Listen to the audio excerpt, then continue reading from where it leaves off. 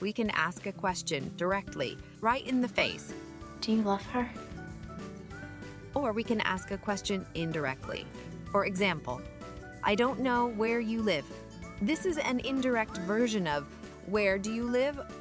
In indirect questions, we usually see the following phrases at the beginning. I don't know. I am not sure.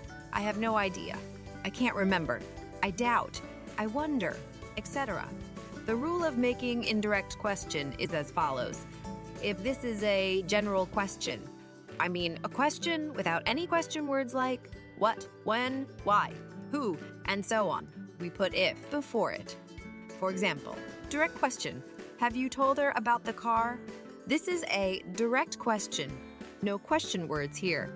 And now it's indirect version. I don't know if you have told her about the car. This if is not a conditional if. It has a different meaning. It's used only in indirect questions. Let's try another example. Would you like lasagna for dinner? This is a direct question with no question words. Let's change it into an indirect question. I wonder if you would like lasagna for dinner. You see, the same meaning without asking a question directly. I wonder if you would like lasagna for dinner. It could also be, I want to know if you would like lasagna for dinner. Or I am not sure if you would like lasagna for dinner. The meaning doesn't really change. These all are indirect questions.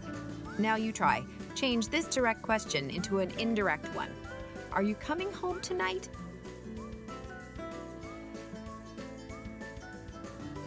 She wants to know if I am coming home tonight. One more example. Do you live in Manhattan?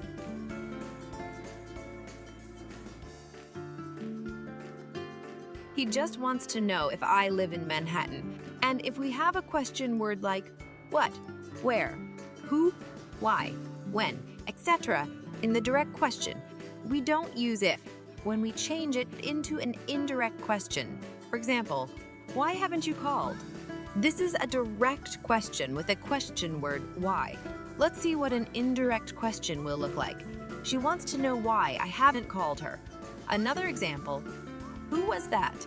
This is a direct question with a question word who. Change it into an indirect question. I wonder who that was. It's very simple. You want to know? More grammar. Stay tuned.